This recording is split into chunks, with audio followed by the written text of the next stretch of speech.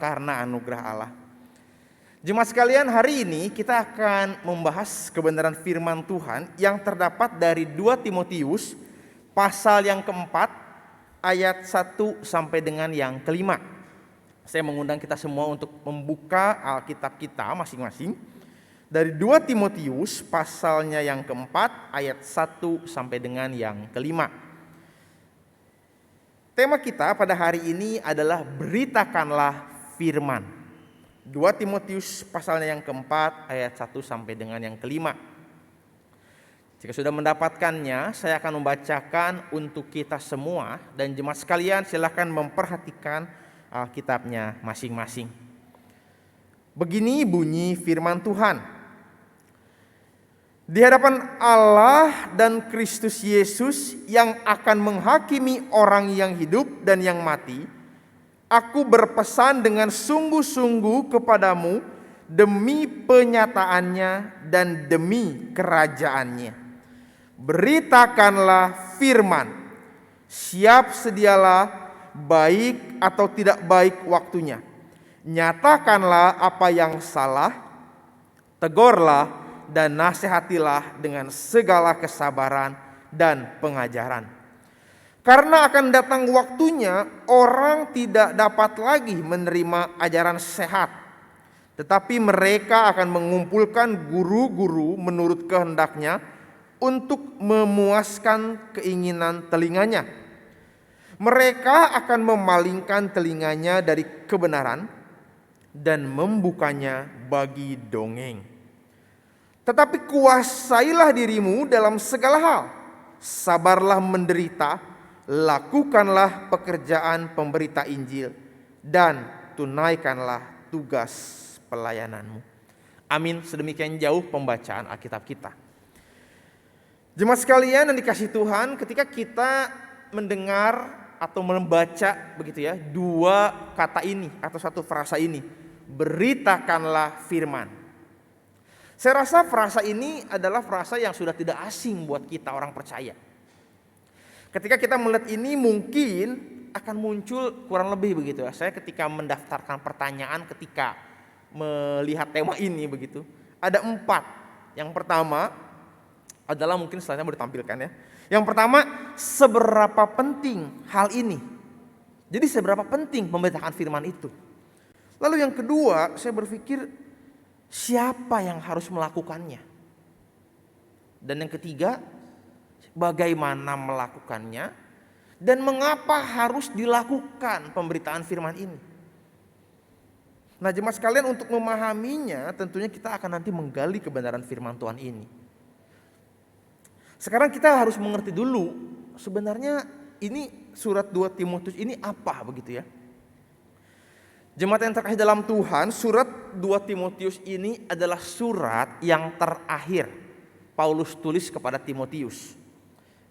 Dan menurut para ahli sebenarnya surat ini juga adalah surat yang benar-benar terakhir Paulus tulis dalam masa hidupnya. Karena setelah itu dia akan mati dipenggal di dalam penjara di Roma.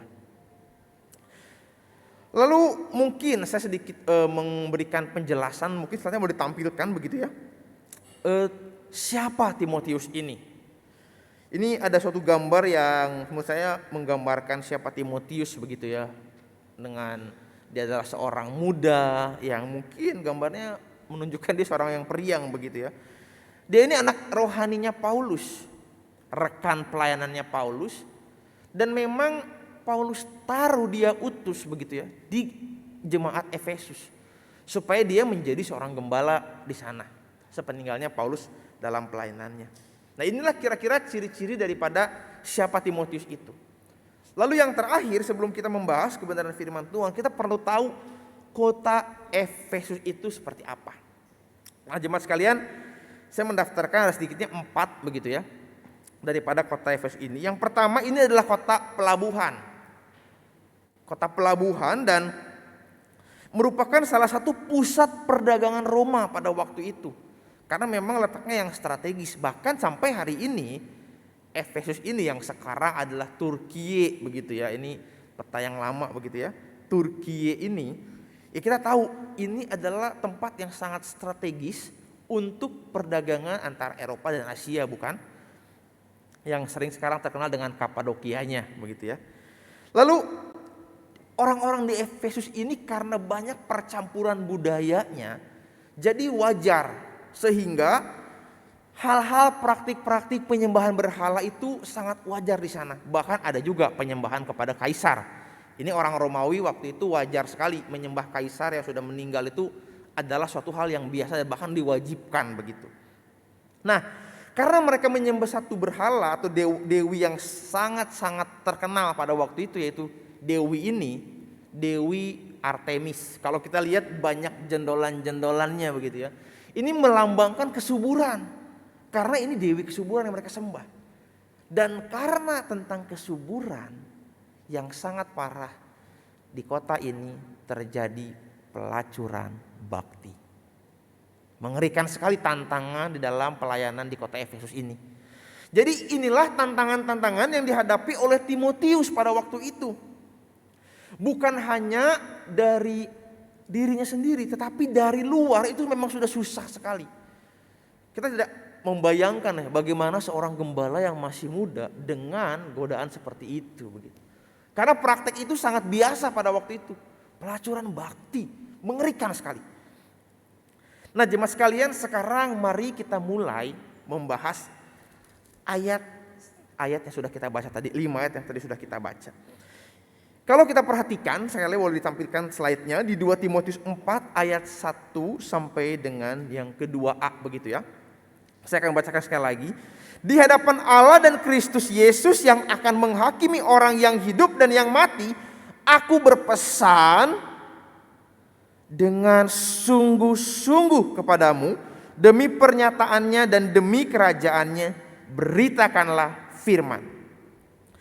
Jemaat sekalian, ayat 1 ini menjelaskan kepada kita bahwa Paulus itu dengan sungguh-sungguh menyatakan apa yang ingin dia sampaikan.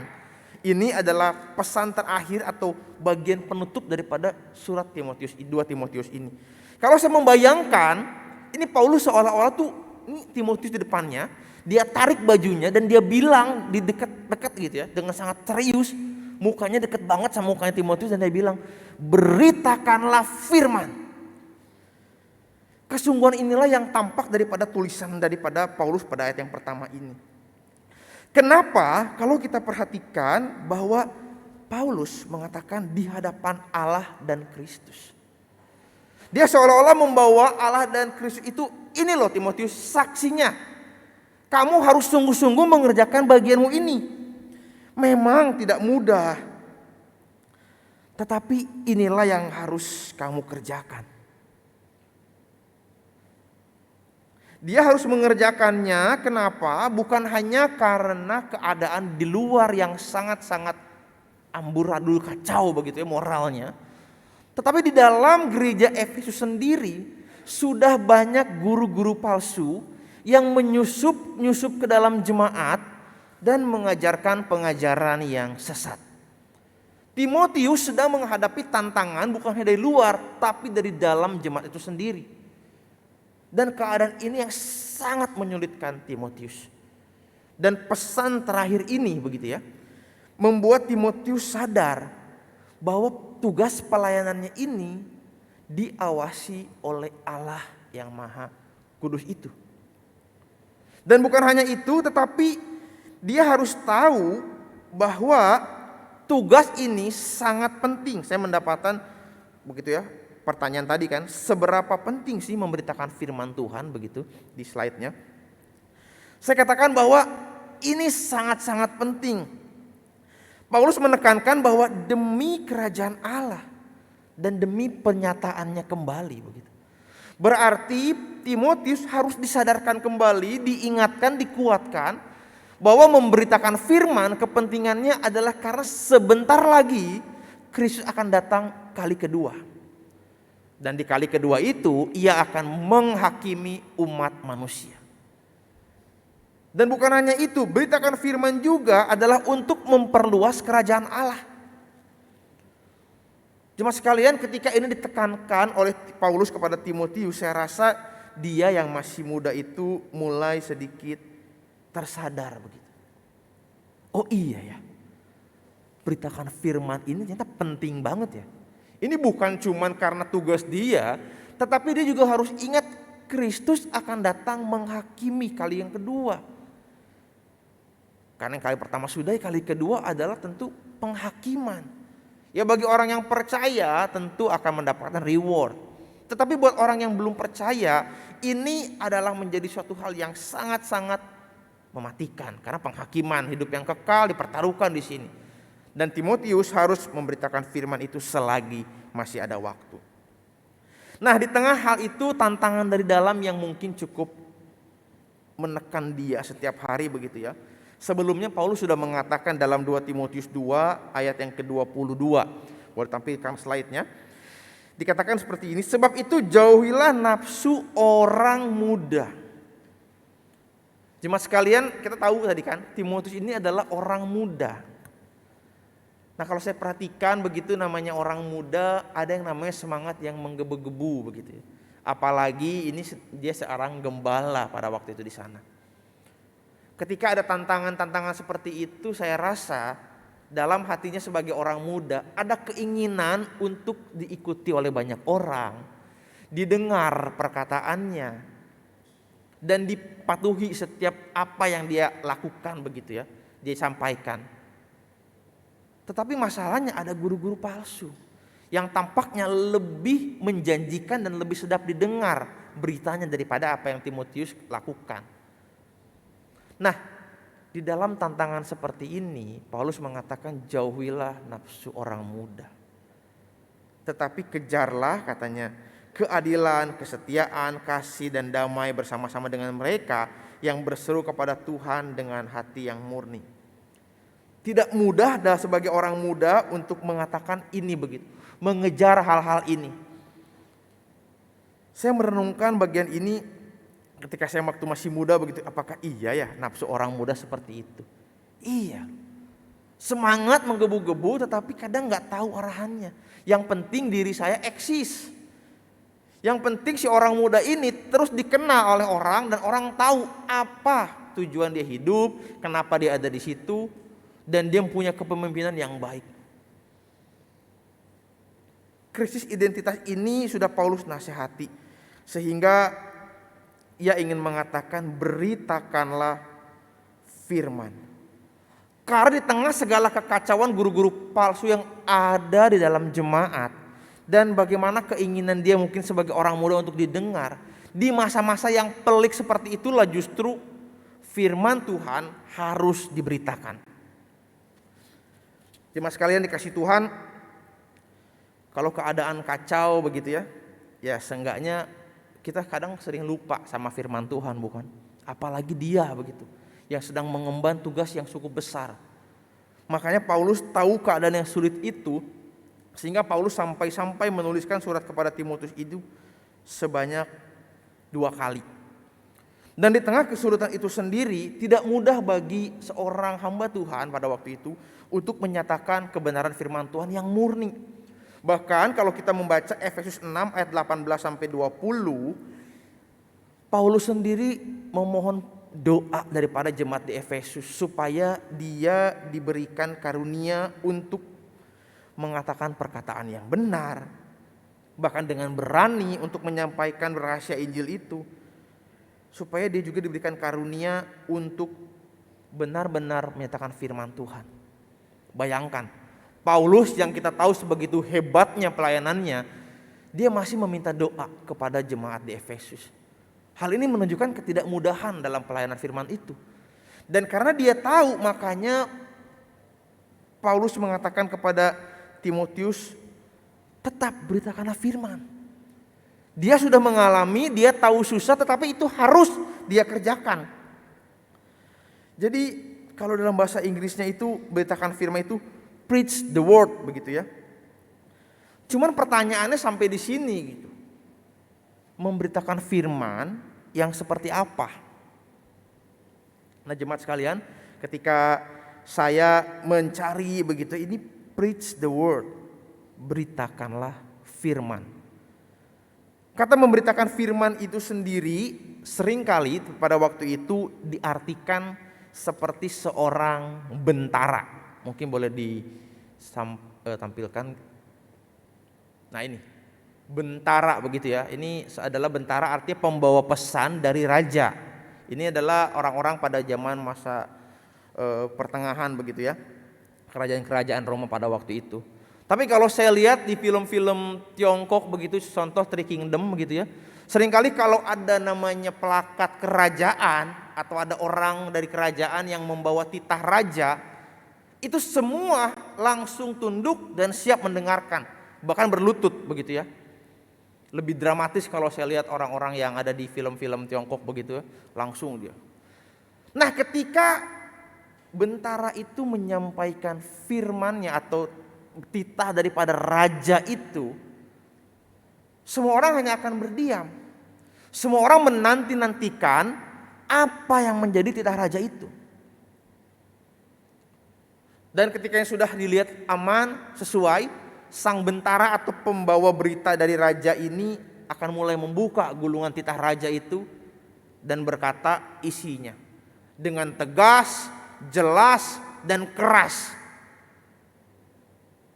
Setelah semuanya selesai, tidak ada yang berani untuk menegosiasikan titah raja itu. Hanya bersifat satu arah. Nah, seperti ini jugalah yang harus dikerjakan oleh Timotius dalam memberitakan firman Tuhan. Ia harus seperti seorang bentara yang menyatakan seluruh kebenaran firman Tuhan. Firman Tuhan yang membuat setiap pendengarnya semakin mengenal siapa dirinya, yaitu manusia yang telah jatuh di dalam dosa, yang tidak bisa berbuat apa-apa selain memohon pertolongan daripada Allah. Firman Tuhan yang membuat mereka semakin mengenal siapa Allah itu.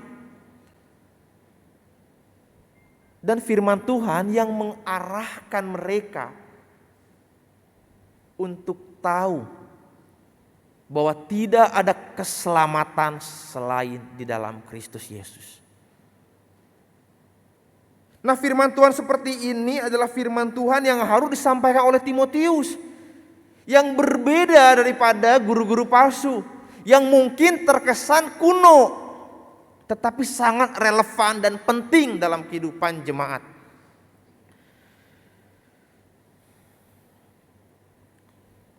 Jemaat sekalian dikasih Tuhan, ketika saya mulai menyelidiki kata bentara ini ya, preach the word, beritakanlah firman, saya mulai tertegun dengan diri saya sendiri. Saya mulai menyelidiki hati saya, pikiran saya, dan mulai merefleksikan bagaimana pelayanan firman saya selama ini. Saya mulai bertanya-tanya, apakah selama ini saya menyampaikan firman Tuhan hanya untuk menyenangkan jemaat yang saya layani?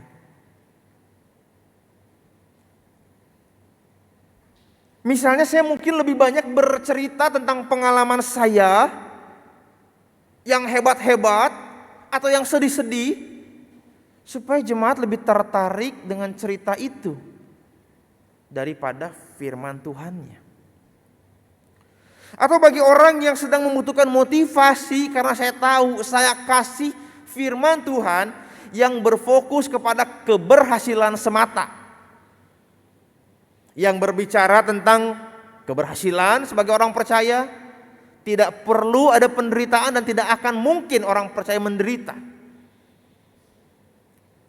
Atau berbicara tentang harta dan tahta yang terus akan dinikmati oleh setiap orang percaya.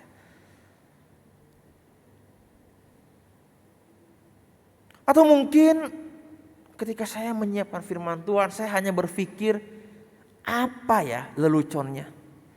Jemaat sedang stres, saya harus kasih banyak hal-hal yang lucu-lucu, video lucu, cerita lucu. Tetapi saya mulai mengikis kebenaran firman Tuhan itu dan dipenuhi dengan lelucon-lelucon yang tidak relevan dengan firman Tuhan.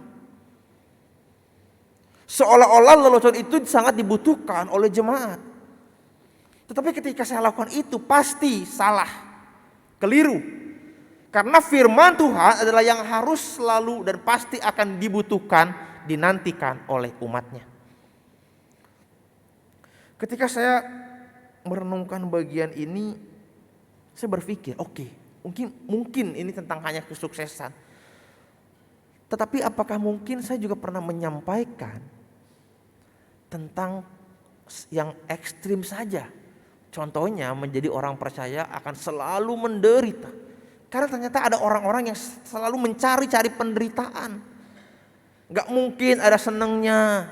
Ya udah kasih terus yang penderitaan. Tetapi lagi-lagi bukan itu yang Tuhan mau. Timotius mengatakan kepada Paulus mengatakan kepada Timotius bahwa beritakan firman Tuhan, artinya seluruh kebenaran firman Tuhan disampaikan dengan jelas, tanpa ada potongan-potongan, pelintiran sana sini, dan tanpa ada embel-embel menekankan satu hal dan menghilangkan yang lainnya. Karena sebelumnya pun Paulus sudah mengatakan di pasal yang ketiga ayat 16 sampai yang ke-17 begitu. Dia mengatakan bahwa segala tulisan yang diilhamkan Allah memang bermanfaat untuk mengajar, untuk menyatakan kesalahan, untuk memperbaiki kelakuan, dan untuk mendidik orang dalam kebenaran. Dengan demikian tiap-tiap manusia kepunyaan Allah diperlengkapi untuk setiap perbuatan baik. Ketika membaca ini saya teringat 4 sehat 5 sempurna begitu ya. 4 hal firman Tuhan itu dan akan sempurna, tujuannya untuk memperlengkapi umat Allah. Dan kalau firman Tuhan yang kita dengar hari ini tidak berisikan 4 hal dan 5 sempurna tadi begitu ya, jangan-jangan itu firman Tuhan yang sudah dipotong atau dipelintir. Jangan-jangan itu bukan kebenaran firman Tuhan yang utuh. Jangan-jangan kita malah senang dengan kebenaran firman Tuhan yang seperti itu, yang tidak berisi pendidikan, pengajaran, teguran begitu ya, dan tidak memperlengkapi kita untuk suatu hal yang berkenan di hadapan Allah. Jemaat sekalian, itu bagian saya begitu ketika saya merenungkan bagian ini. Tetapi mungkin pertanyaannya bagi kita sampai hari ini mungkin begitu ya. Boleh tampilkan slide-nya?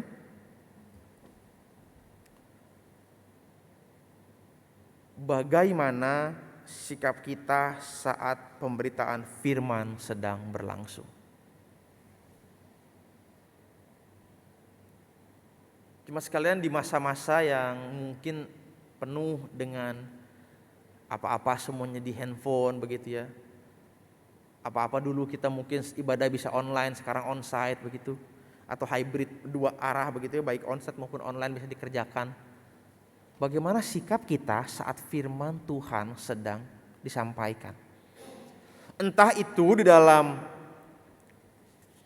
persekutuan atau di dalam ibadah seperti ini. Apakah kita sibuk dengan pikiran kita sendiri, kegiatan kita sendiri, sehingga tanpa sadar ketika kita melakukan itu, kita sedang menyepelekan si firman Tuhan yang sedang disampaikan. Dan bagaimana kita bisa nantinya mengerti, tahu firman itu baik atau tidak kalau kita sendiri tidak konsentrasi, tidak fokus kepada penyampaian firman Tuhan itu. Saudara, ini jadi pergumulan bagi orang percaya hari ini. Tidak mudah. Terlalu banyak distraksi atau hal-hal yang selalu mengganggu untuk kita fokus kepada satu hal. Secara khusus mungkin kepada firman Tuhan. Dan kalau memang masih ada yang seperti itu sampai hari ini, mari sama-sama kita datang pada Allah bertobat. Supaya kita mulai hari ini bisa fokus mendengarkan firman Tuhan. Karena firman Tuhan adalah firman yang sangat penting bagi kehidupan kita secara pribadi. Di dalam setiap konteks kehidupan kita. Sampai di sini, sampai pasal yang ayat yang kedua, Paulus sudah menegaskan betapa pentingnya firman itu. Namun pertanyaan yang kedua adalah bagaimana cara memberitakan firman. Slide berikutnya saya menampilkan ayat 2 Timotius 4 pasal yang kedua. Dikatakan bahwa beritakanlah firman, bagaimana caranya? Siap sedialah baik atau tidak baik waktunya. Baik atau tidak baik waktunya. Di beberapa terjemahan ini dikatakan readiness di dalam musim ataupun di luar musim. Ataupun baik pada keadaan senang ataupun keadaan susah. Dan Alkitab Indonesia, Lembaga Alkitab Indonesia sudah menurut saya ya tepat untuk menyampaikan atau menerjemahkan ayat ini pada bagian ini. Baik atau tidak baik waktunya. Artinya firman Tuhan harus disampaikan di dalam kondisi apapun dan setiap waktu adalah waktu yang tepat untuk menyampaikan firman Tuhan. Di luar musim, pada musimnya. Senang atau susah. Firman Tuhan selalu tepat. Ketika saya melihat pada bagian ini, sebenarnya secara tidak langsung Paulus sedang memberikan teguran juga kepada Timotius supaya dia selalu dipenuhi dengan firman. Jemaat sekalian kasih Tuhan, bagaimana mungkin ada seseorang yang mampu menyatakan firman Tuhan kalau dia tidak pernah dipenuhi oleh firman Tuhan? Atau kosong kebenaran firman Tuhannya? Tidak mungkin. Dan kalau orang yang sudah penuh akan firman Tuhan itu, pasti dia siap kapanpun waktunya, bukan? Ini sama seperti kita, kalau kita mau kemana-mana, ada uang cash atau uang di mana-mana, kemana-mana tuh aman gitu kayaknya ya. Bayar parkir ada, beli ini ada, gampang. Nah sama, kalau kita dipenuhi oleh firman Tuhan, kita pasti akan siap untuk menyampaikan firman Tuhan kapanpun dan dimanapun. Apalagi pada waktu itu Timotius adalah seorang gembala. Gembala yang sedang dicecar oleh guru-guru palsu. Jemaat yang mungkin banyak bertanya ini itu, yang ingin meluruskan pemikirannya, bahkan ingin menyerang dia. Dan kalau dia tidak siap, tidak penuh oleh firman Tuhan, dia tidak mungkin bisa menyampaikan itu kapanpun. Saudara, ini adalah cara yang harus kita ketahui. Kesiapan setiap orang percaya untuk menyampaikan firman Tuhan itu penting. Dan kenapa ini menjadi kewajiban bagi setiap orang percaya, saya rasa. Karena firman Tuhan itu kan tadi kita tahu penting. Dan karena itu penting, kita pasti akan terus pengen baca tiap hari, tiap waktu.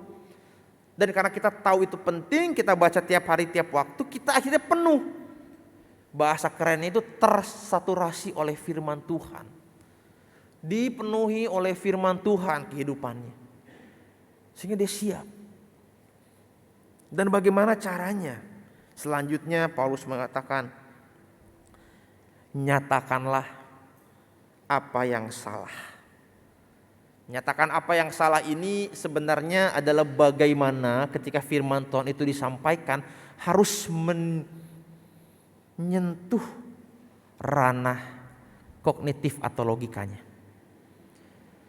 Orang yang mendengar firman Tuhan harus disentuh logikanya supaya dia tahu mana yang benar, mana yang salah, dan firman Tuhan adalah yang benar dan sejati. Hari ini kita perlu tahu, di dunia ini sekarang begitu ya, pasca modern ini banyak hal-hal relativisme. Tidak ada satupun yang benar, semua orang punya kebenarannya masing-masing. Tetapi kita harus menyentuh orang-orang bahwa hanya firman Tuhanlah yang benar dan itu adalah kebenaran yang sejati. Lalu yang kedua adalah tegurlah orang itu. Saudara, tegur orang itu adalah menunjukkan bagaimana ketika kita menyampaikan firman Tuhan harus menyentuh moralnya. Ketika orang mendengar firman Tuhan, dia harus tahu bahwa hidupnya sedang bobrok, hancur oleh dosa, dan dia sedang membutuhkan keselamatan itu. Dia tidak bisa apa-apa tanpa Allah. Dan yang terakhir adalah nasihatilah dia dengan segala kesabaran dan pengajaran. Nasihatilah ini lebih menyentuh kepada emosi. Dan kita perlu tahu siapa yang perlu kita tegur secara logika, secara emosi ataupun moral. Dan bagaimana cara kita menyentuh emosi? Dengan menunjukkan bahwa tidak ada yang dapat dia lakukan selain hanya percaya kepada Allah. Memohon pengampunan kepada Allah, bertobat, dan dia akan memperoleh keselamatan. Tetapi masalahnya, Paulus tidak hanya berhenti di situ. Dia mengatakan bahwa dengan segala kesabaran. Artinya setiap orang yang mendengar firman Tuhan perlu terus-terusan untuk dibimbing dengan pengajaran tadi dan membutuhkan waktu yang tidak instan. Ada proses. Ketika orang mendengar firman Tuhan, dia harus terus dibina, dibimbing, didampingi supaya dia akhirnya benar-benar mengerti dan dari pendosa menjadi pengikut Kristus yang sejati. Bukankah ini yang terus kita kerjakan sampai hari ini, bukan? Inilah yang ingin Paulus sampaikan kepada Timotius, mengapa dan bagaimana cara daripada menyampaikan firman Tuhan itu. Dan pertanyaan selanjutnya adalah mengapa memberitakan firman Tuhan harus dilakukan. Ayat yang ketiga dan yang keempat dengan jelas sekali Paulus menyampaikan bahwa keadaan di masa yang akan datang, bahkan mungkin hari ini, orang-orang percaya itu tidak mau lagi menerima ajaran yang sehat.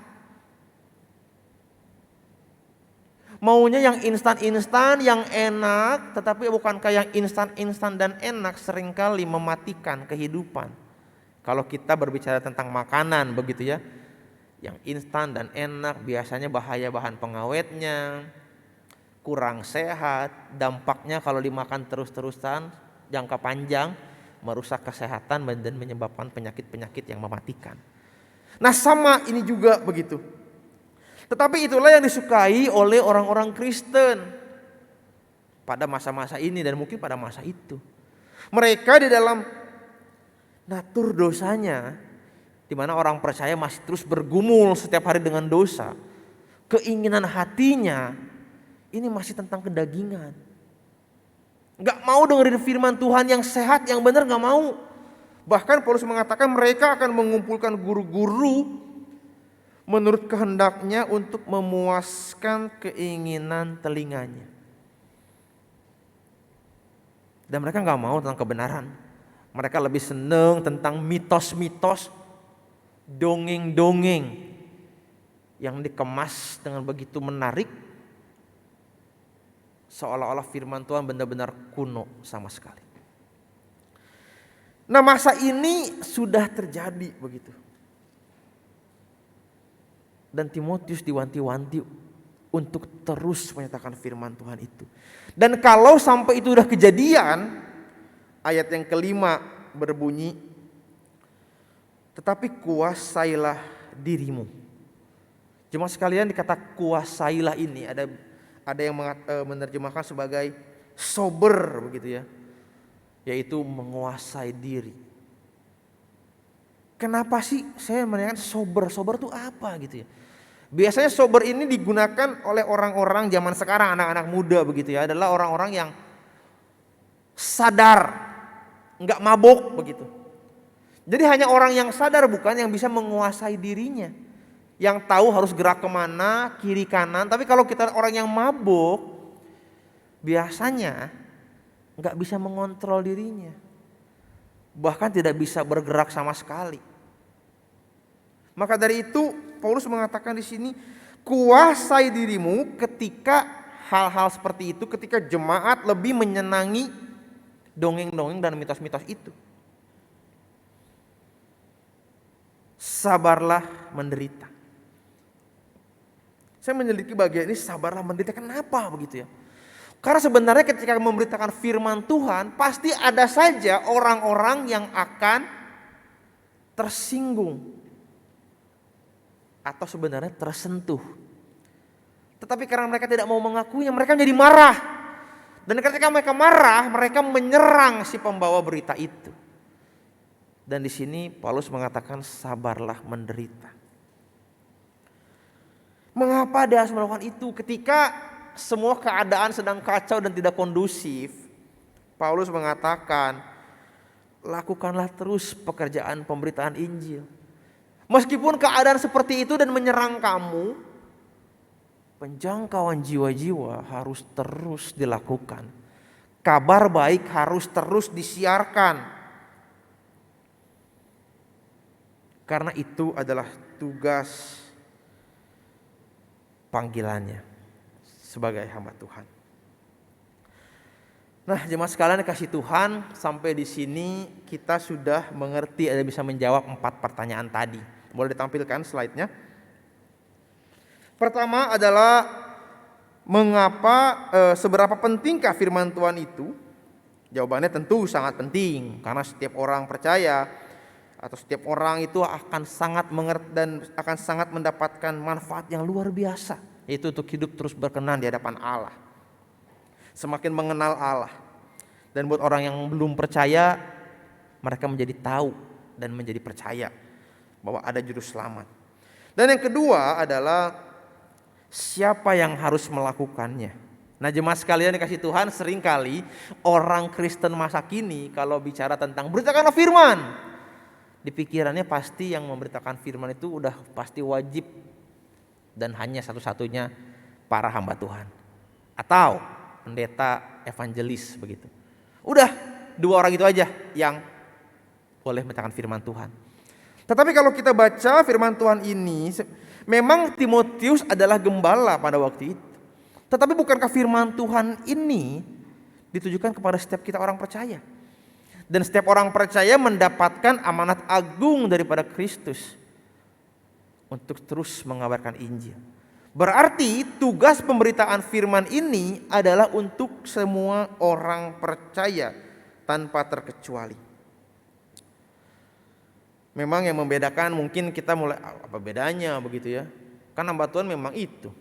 Jemaat sekalian kasih Tuhan, memang yang membedakan adalah hamba-hamba Tuhan adalah orang-orang yang memang Tuhan panggil secara khusus, yang mencurahkan seluruh waktu, tenaga, pikirannya untuk menjadi pemberita firman, pengajar firman di jemaat-jemaat Allah. Dan dia adalah orang-orang yang pada umumnya mendapatkan penghidupan dari firman itu, pemberitaan firman itu. Sedangkan orang-orang percaya lainnya pada umumnya selain hamba Tuhan itu, selain pendeta atau evangelis, adalah orang-orang yang tidak hidup dari pemberitaan firman itu, memiliki profesi lain begitu ya, dan tidak sepenuh waktu tentunya untuk menyampaikan firman Tuhan itu. Nah, bagaimana melakukannya?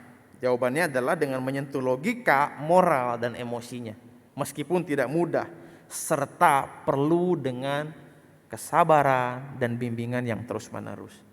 Dan yang keempat adalah mengapa harus melakukannya? Firman Tuhan adalah penawar bagi racun dunia yang sangat menyesatkan semua orang. Kalau tadi kita lihat begitu di Efesus, kalau firman Tuhan tidak disampaikan, mereka akan berpikir menyembah berhala itu oke, semua orang menyembah berhala kok. Pelacuran bakti oke, semua orang melakukannya kok, dan dapat manfaatnya bahkan. Dan firman Tuhan perlu disampaikan sebagai penawar daripada racun-racun dunia, bahkan pengajaran-pengajaran yang sesat. Dan kalau orang-orang percaya sudah mengerti akan bagian ini, saya rasa mereka akan ingin terus mencari firman Tuhan. Pertanyaan selanjutnya adalah setelah kita mencapai pemahaman ini, di mana kita bisa melakukan itu? Nah, jemaat sekalian, saya mendaftarkan juga sebenarnya ada 4 begitu. Yang pertama tentunya di keluarga kita. Kalau kita adalah orang tua, kita bisa menyampaikan firman itu kepada anak kita, atau kepada kakek neneknya bisa juga, atau kepada om tantenya bisa juga, atau kepada cucu cicit boleh juga. Dan ini adalah tempat yang aman untuk kita menyampaikan kebenaran firman Tuhan. Lalu yang kedua adalah di lingkungan pekerjaan kita. Seringkali kita bisa berani marah-marah ke bawahan kita mungkin, yang kerja sama kita, teman kita dengan mudah tanpa memikirkan konsekuensi apapun, berkata kasar dan sebagainya. Tetapi mari kita pikirkan, justru di lingkungan pekerjaan adalah tempat yang ideal untuk menyampaikan firman Tuhan ini, bukan? Ini konsekuensinya kekekalan loh. Jangan-jangan mereka sedang menanti-nantikan firman Tuhan itu, yang seringkali kita abaikan mungkin. Lalu yang ketiga adalah di lingkungan tempat kita tinggal, di sekitar kita, di RT kita, di RW kita mungkin. Bagaimana kita bisa nggak menyampaikan firman Tuhan itu? Manfaatkan apa yang ada di lingkungan kita untuk kita sampaikan firman Tuhan itu. Dan yang keempat tentunya di gereja, tempat kita bisa saling bertumbuh, saling membagikan firman Tuhan itu. Kemarin saya dapat firman Tuhan. Atau kalau mau yang lebih aman, ya saya mengundang kita semua untuk bisa juga gabung dalam guru sekolah minggu. Bukan ke tempat yang aman, dilatih malahan, mampu untuk menyampaikan firman Tuhan. Dan membentuk generasi-generasi Kristen berikutnya yang luar biasa, takut di hadapan Allah. Yang seringkali ternyata kita lupakan. Ini adalah tempat-tempat yang sebenarnya sudah kita tahu, tetapi kita seringkali abai dan seolah-olah biasa saja dengan hal itu. Jemaat sekalian, biarlah firman Tuhan ini menjadi berkat buat kita. Dan mulai hari ini, mari kita menjadi orang-orang percaya yang memberitakan firman. Sebelum saya menutup pada bagian ini, saya undang kita semua untuk bangkit berdiri. Mari kita menaikkan pujian, firman-Mu pelita bagi kakiku.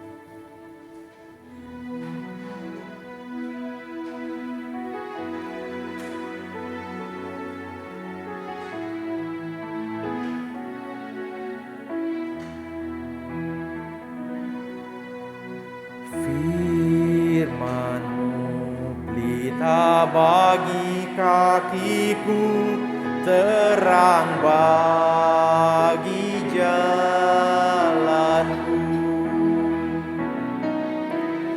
Firman-Mu pelita bagi kakiku, terang bagi jalan. Waktuku bimbang, waktuku bimbang dan hilang jalanku, tetaplah Kau di sisiku, dan takkan ku takut asal Kau di dekatku, besertaku selamanya.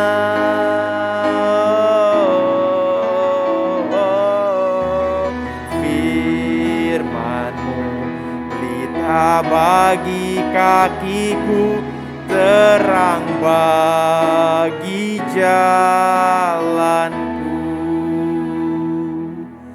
Mari kita berdoa. Tuhan, hamba-Mu sudah melakukan tugasnya sebagai pemberita Injil, pemberita firman yang begitu indah telah hamba-Mu sampaikan. Dan biarlah Bapa, dengan kuasa Roh Kudus-Mu, Engkau yang menaruh setiap berita firman itu dalam hati kami, dan mampukan kami untuk melakukannya di dalam kehidupan kami sehari-hari. Layakan kami dan terus bangkitkan kami untuk menjadi pemberita-pemberita firman dimanapun kami berada, sehingga banyak orang semakin mengenal Engkau, dan banyak orang yang dikuatkan, diselamatkan bahkan melalui firman Tuhan yang kami sampaikan. Terima kasih Bapa untuk firman-Mu yang begitu indah. Dan demi nama anak-Mu Tuhan Yesus kami bersyukur untuk firman-Mu. Haleluya. Amin.